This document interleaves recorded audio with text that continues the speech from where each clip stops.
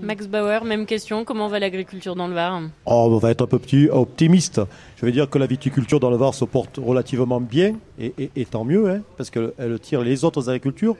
Un peu moins optimiste, c'est l'horticulture, qui aujourd'hui subit les concurrences extrêmement déloyales au niveau international et j'allais dire même européenne, et aussi avec des problématiques phytopharmaceutiques pour leur traitement. Il y a moins 28% des surfaces horticoles dans la région PACA. Tout à fait, et je peux plus facilement en parler puisque moi je suis sur le bassin hiérois et malheureusement on avait fait les assises de l'horticulture sur lesquelles on avait dit il ne faut pas avoir une monoculture, et aujourd'hui la population horticole à 52-55 ans et essentiellement ils plantent de la pivoine. Donc j'ai quelques soucis pour les années futures. Et ensuite, il faut quand même parler des autres agricultures. On a l'olive, on a aussi les châtaigneraies qui traversent des difficultés, et le maraîchage qui, je pense, sera le sujet à développer par rapport à la périurbanité. Comment vous expliquez le recul justement des activités agricoles avec les chiffres qu'on a donnés en introduction? C'est justement cette question du foncier, le problème principal aujourd'hui, Max Bauer? Le problème du foncier est une conséquence, mais une cause, on va dire. Le problème, il faut aussi se poser les questions des difficultés aujourd'hui au niveau des gestions des cultures. Des concurrences extrêmement déloyales parfois par rapport à la main-d'œuvre. Je parlais tout à l'heure des produits phytopharmaceutiques.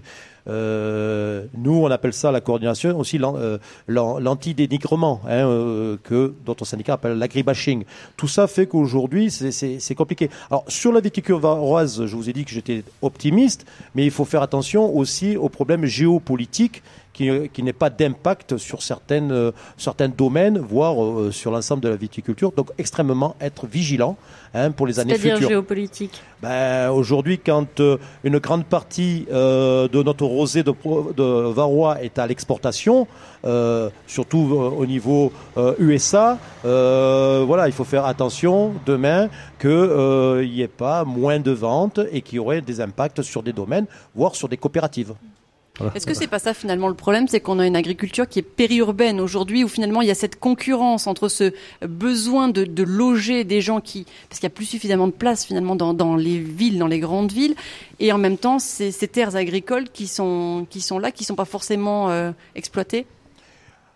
Non, le problème, j'allais dire, c'est la confrontation avec l'agriculture périurbaine. Mais le collègue le disait, on a besoin, si on veut développer le maraîchage de proximité, de petites surfaces.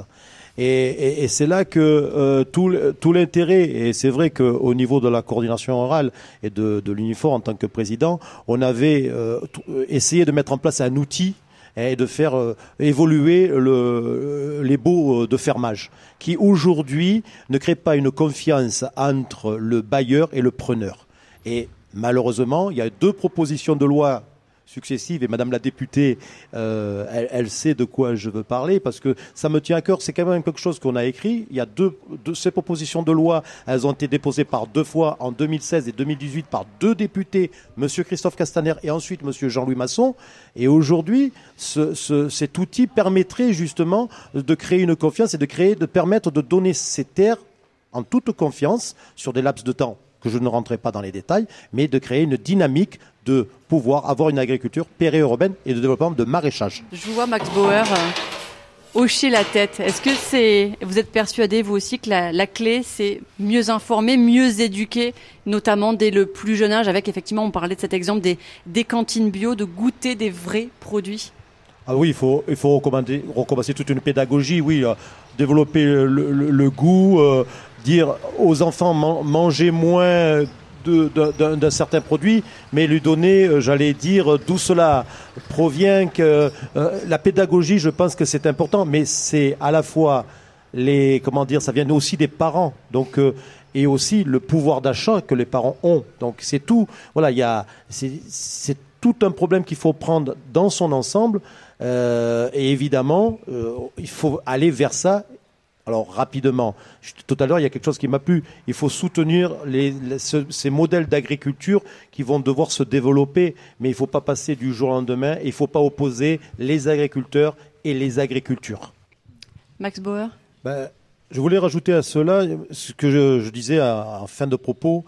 Tout à l'heure, je disais il ne faut pas confronter les agriculteurs et les agricultures. Et aujourd'hui, le bio, ça tend à aller vers cela, mais pour autant, un conventionnel français équivaut au niveau des cahiers des charges et des standards du bio belge, voire allemand, j'allais dire, ça m'attriste un petit peu. Donc c'est pour cela que je rejoins mon collègue. Il faut faire attention, si la grande surface décide de dire du bio et que nous ne le produit pas sur notre territoire. Et autre chose aussi, en 2050, nous serons 9 milliards. Et je ne suis pas convaincu, malheureusement, qu'on pourra manger que du bio. Par contre, innovons sur des pratiques, mettons des moyens sur la recherche de nouveaux produits phytopharmaceutiques, de nouveaux raisonnements, mais aujourd'hui, il est impératif de ne pas confronter les agriculteurs et les agricultures, parce que c'est ni bon pour les uns et les autres. Et un développement de l'agriculture de proximité, ça va dans le bon sens. Mais chacun doit s'épanouir sur son exploitation en fonction de son choix de vie. Mais le but, c'est qu'il y ait des prix rémunérateurs, j'allais dire, qui puissent vivre de son exploitation. Qu'il soit petit, qu'il soit moyen, qu'il soit gros, et voire très gros, il ne faut pas les confronter. Chacun doit s'épanouir dans son métier en fonction de son choix. Ouais. Le débat, il faut le sortir aussi un petit peu du contexte, j'allais dire toujours de proximité. Et là, je vais interpeller Madame la députée. On sait que, par exemple, parce que vous avez montré un exemple justement que dans le Var, on avait des difficultés de faire des céréales pour nourrir nos poules. Mais dans notre région, territoire national, on a des régions qui sont capables de faire des céréales, du maïs et compagnie. Donc, il est un peu, j'allais dire, il faut avoir une réflexion un peu plus longue. Exemple, la loi Egalim, article 44, que nous, Coordination Rurale, on se bat justement pour interdire les importations de tout produit contenant, j'allais dire, des produits phytopharmaceutiques qui sont interdits, soit en Europe, soit en France, depuis des décennies. Alors, Madame la députée a osé mettre la problématique du glyphosate. Je refermerai vite la parenthèse. Mais aujourd'hui, il faut savoir que dans nos ports rentre du maïs OGM d'Argentine, du Brésil, sur lequel les quantités de glyphosate qui sont mises dessus sont 5 fois supérieures, donc je veux dire, à ce qui est fait en France. Donc c'est là, à un moment donné, et le rôle de Madame la députée, et je la sais très engagée pour le monde agricole, et je sais qu'elle soutiendra à ce niveau-là, c'est surtout, voilà, dans la loi Egalim, il y a cet article 44, il va falloir le mettre en application, parce que ces produits-là nourrissent notre bétail, nourrissent nos poules, alors que nous sommes déficitaires en France et en Europe de protéines. Donc, remettons du soja, refaisons du maïs et faisons confiance à nos agriculteurs et à notre agence sanitaire qui est l'ANSES. Elle ne donne pas des produits, des homologations aussi facilement. C'est très compliqué comme exercice. Donc, oui, vivons dans un monde apaisé. Apprenons à nous respecter les uns et les autres. Évitons la confrontation et dites-vous un truc. Nos productions ont aussi besoin de médicaments pour avoir des productions convenables et que les agriculteurs puissent vivre de leurs revenus. Merci.